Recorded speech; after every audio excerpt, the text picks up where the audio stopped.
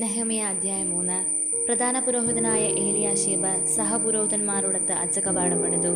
അവർ അതിന് പ്രതിഷ്ഠാകർമ്മം നടത്തുകയും കതകുകൾ പിടിപ്പിക്കുകയും ചെയ്തു. ശതഗോപുരവും ഹനനേൽ ഗോപുരവും വരെ പണിത് പ്രതിഷ്ഠാകർമ്മം നടത്തി. അതിനോട് ചേർന്ന ഭാഗം ജെറിക്കോക്കാരും അതിനപ്പുറം ഇമ്രിയുടെ പുത്രൻ സക്കൂറും പണിതു. ഹസനയായുടെ പുത്രന്മാർ മത്സ്യകവാടം പണിത് അതിന് ഉത്തരം കതകുകൾ, കുറ്റികൾ, ഓടാമ്പലുകൾ എന്നിവ ഘടിപ്പിച്ചു. അടുത്ത ഭാഗം ഹക്കോസിന്റെ പുത്രനായ ഊറിയായുടെ പുത്രൻ മെറേമോത്ത് പുതുക്കി പണിതു. തുടർന്നുള്ള ഭാഗം മെഷേസാബേലിന്റെ പുത്രനായ ബറാക്കിയായുടെ പുത്രൻ മെഷുലാം പണിതു. അടുത്ത ഭാഗം ബെനായുടെ പുത്രൻ സാദോക്ക് പുതുക്കി പണിതു. തെക്കോവാക്കാരാണ് അടുത്ത ഭാഗം പണിതത്. എന്നാൽ മേലാളന്മാർ നിശ്ചയിച്ച ജോലി പ്രമുഖന്മാർ ചെയ്തില്ല. പസയായുടെ പുത്രൻ യോയാദായും ബസോദയായുടെ പുത്രൻ മെഷുലാമും കൂടി പ്രാചീന കവാടം പുതുക്കി പണിത് ഉത്തരം കതകുകൾ, കുറ്റികൾ, ഓടാമ്പലുകൾ എന്നിവ ഉറപ്പിച്ചു. ഗിബിയോൻകാരനായ മെലാത്തിയായും മെറോനോത്യനായ യാദോനും ഗിബിയോനിലെയും മിസ്പായിലെയും ആളുകളും തുടർന്നുള്ള ഭാഗം പണിതു. ഇവർ നദിക്കക്കരെയുള്ള ദേശത്തിന് അധിപന്മാരുടെ കീഴിലായിരുന്നു. തുടർന്നുള്ള ഭാഗം സ്വർണ്ണപ്പണിക്കാരനായ ഹർഹായുടെ പുത്രൻ ഉസിയേൽ പണിതു. പിന്നീടുള്ള ഭാഗം സുഗന്ധദ്രവ്യ വ്യാപാരിയായ ഹനാനിയ പണിതു. അങ്ങനെ അവർ വിശാല മതിൽ വരെ ജെറുസലേം പുനരുദ്ധരിച്ചു. ജെറുസലേമിന്റെ അർദ്ധഭാഗത്തിന്റെ അധിപനായ ഹൂറിന്റെ പുത്രൻ റഫായ അടുത്ത ഭാഗം പണിതു. ഹറുമാഫിന്റെ പുത്രൻ യദായ തന്റെ വീടിന് നേരെയുള്ള ഭാഗം പണിതു. ഹശാബനയായുടെ പുത്രൻ ഹത്തൂഷ് തുടർന്നുള്ള ഭാഗം പണിതു. ഹാറിമിന്റെ പുത്രൻ മൽക്കിയായും പഹാത് മോവാബിന്റെ പുത്രൻ ഹഷൂബും അടുത്ത ഭാഗവും ചൂളഗോപുരവും പണിതു. അടുത്ത ഭാഗം ജെറുസലേമിന്റെ മറ്റേ അർദ്ധഭാഗത്തിന് അധിപനായ ഹല്ലോശേഷിന്റെ പുത്രൻ ശല്ലോമും പുത്രിമാരും പണിതു. ഹാനൂനും സനോവ നിവാസികളും താൽവര കവാടം പുതുക്കി. അതിന് കതകുകൾ, കുറ്റികൾ, ഓടാമ്പലുകൾ എന്നിവ ഘടിപ്പിക്കുകയും ചവറ്റുവാതിൽ വരെ 1000 മുഴം നീളത്തിൽ മതിലിന്റെ അറ്റകുറ്റപ്പണി തീർക്കുകയും ചെയ്തു. ബദ്ഹഗറയും പ്രദേശത്തിന്റെ അധിപനും രേഖാബിന്റെ പുത്രനുമായ മൽക്കിയ ചവറ്റുവാതിൽ പുതുക്കിപ്പണിത് അതിന് കതകുകൾ, കുറ്റികൾ, ഓടാമ്പലുകൾ എന്നിവ പിടിപ്പിച്ചു. മിസ്പയുടെ അധിപനും കോൽഹോസയുടെ പുത്രനുമായ ശല്ലൂം ഉറവാതിൽ പുതുക്കി മേഞ്ഞ് കതകുകൾ, കുറ്റികൾ, ഓടാമ്പലുകൾ എന്നിവ ഘടിപ്പിച്ചു. അവൻ രാജകീയ ഉദ്യാനത്തിലെ ശെല്ലാക്കുളം കെട്ടിച്ച് ദാവീദിന്റെ നഗരത്തിലേക്ക് ഇറങ്ങുന്ന കോണിൽപ്പടി വരെ പണി തീർത്തു.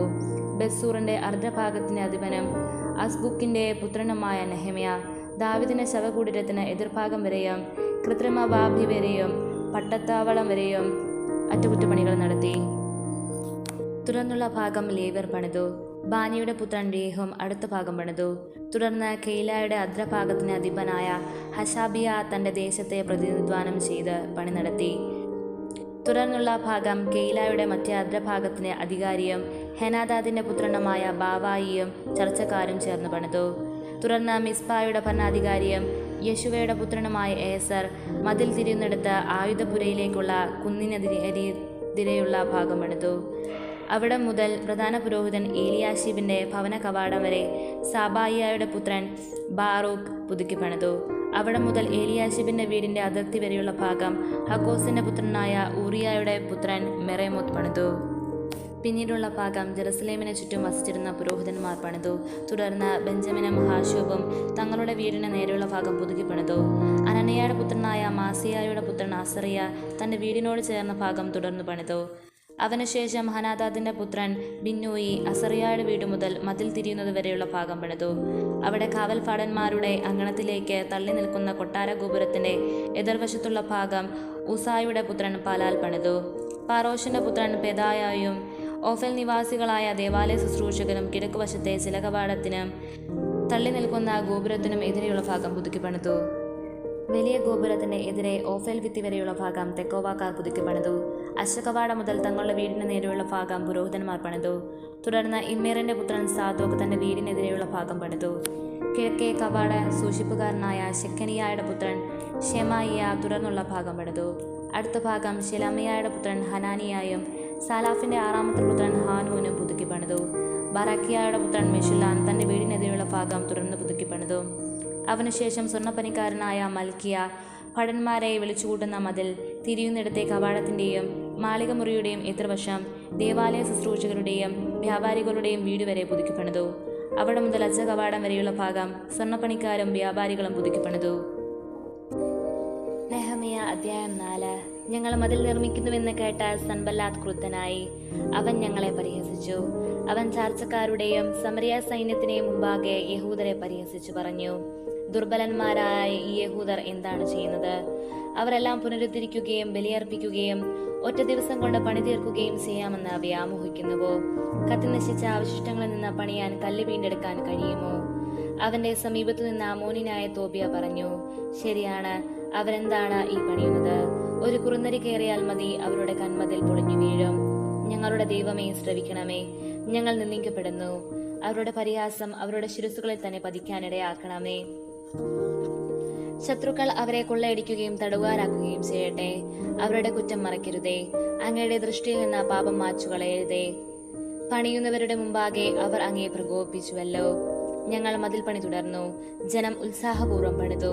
മതിൽ ചുറ്റും പകുതി കെട്ടി ഉയർത്തി.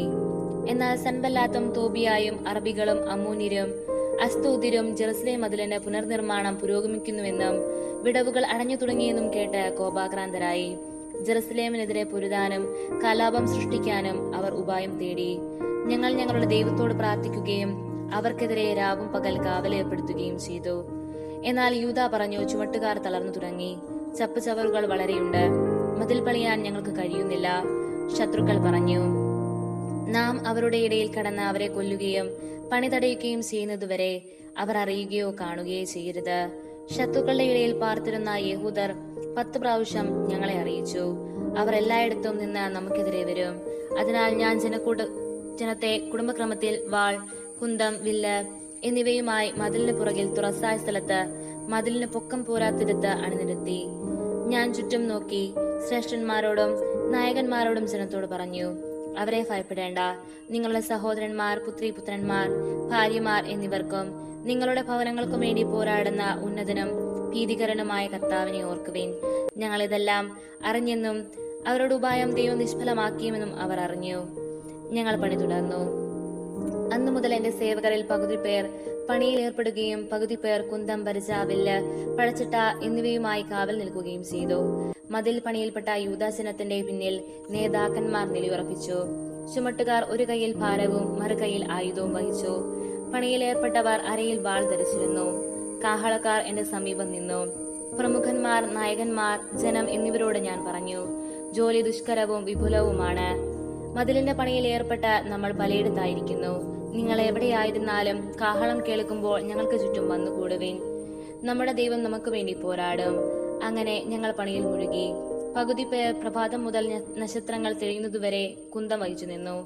അപ്പോൾ ഞാൻ ജനത്തോട് പറഞ്ഞു, ഓരോ ആളും വൃത്തിനോട് കൂടെ രാത്രി ജെറുസലേമിൽ കഴിക്കുക. അങ്ങനെ രാത്രി കാവലും പകൽ ജോലിയും നടക്കട്ടെ. ഞാനും സഹോദരരും ഭൃത്യന്മാരും എന്നെ അനുഗമിച്ച കാവൽക്കാരും വസ്ത്രം മാറ്റിയില്ല. ഓരോരുത്തരും ആയുധമേന്തിയിരുന്നു. നെഹമ്യ അധ്യായം 5. ജനത്തിൽ പലരും സ്ത്രീ പുരുഷ ഭേദമന്യേ യഹൂദ സഹോദരന്മാർക്കെതിരെ ആവലാതി പറഞ്ഞു. ചിലർ പറഞ്ഞു, പുത്രിപുത്രന്മാരടക്കം ഞങ്ങൾ വളരെ പേരുണ്ട്. ജീവൻ നിലനിർത്താൻ ഞങ്ങൾക്ക് ധാന്യം തരുക. മറ്റു ചിലർ പറഞ്ഞു, ക്ഷാമം നിമിത്തം വയലുകളും മുന്തിരിത്തോപ്പുകളും വീടുകളും ഞങ്ങൾ ധാന്യത്തിനു വേണ്ടി പണയപ്പെടുത്തി. വേറെ ചിലർ പറഞ്ഞു, വയലുകളുടെയും മുന്തിരിത്തോപ്പുകളുടെയും മേലുള്ള രാജകീയ നികുതി അടയ്ക്കാൻ ഞങ്ങൾ കടം വാങ്ങിയിരുന്നു. എന്നാൽ ഞങ്ങൾ ഞങ്ങളുടെ സഹോദരന്മാരെ പോലെ തന്നെയാണ്. ഞങ്ങളുടെ മക്കൾ അവരുടെ മക്കളെ പോലെയും. എന്നിട്ടും ഞങ്ങളുടെ പുത്രിപുത്രന്മാരെ ഞങ്ങൾ അടിമത്തത്തിലേക്ക് തള്ളിവിടുന്നു. ഞങ്ങളുടെ പുത്രിമാരിൽ ചിലർ അടിമകളായി കഴിഞ്ഞിരിക്കുന്നു. ഞങ്ങൾ നിസ്സഹായരാണ്. ഞങ്ങളുടെ വയലുകളും മുന്തിരിത്തോപ്പുകളും അന്യാധീനമാണ്. അവരുടെ ആവലാതി കേട്ട് എനിക്ക് കോപം തോന്നി. പ്രമാണിമാരുടെയും സേവകന്മാരുടെയും മേൽ കുറ്റം ആരോപിക്കാൻ ഞാൻ തീരുമാനിച്ചു. ഞാൻ അവരോട് പറഞ്ഞു, നിങ്ങൾ സഹോദരന്മാരിൽ നിന്ന് പലിശ ഈടാക്കുന്നു. അവർക്കെതിരെ ഞാൻ സഭ വിളിച്ചുകൂട്ടി.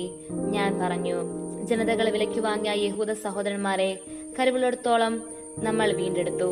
എന്നാൽ ഇനിയും നാം വീണ്ടെടുക്കേണ്ട വിധം നിങ്ങൾ അവരെ വിൽക്കുന്നു.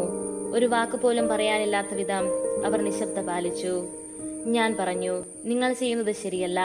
ശത്രുജനങ്ങളുടെ പരിഹാസത്തിന് ഇരയാകാതിരിക്കാൻ നിങ്ങൾ നമ്മുടെ ദൈവത്തോട് ഭക്തിയിൽ ചിരിക്കേണ്ടതല്ലേ?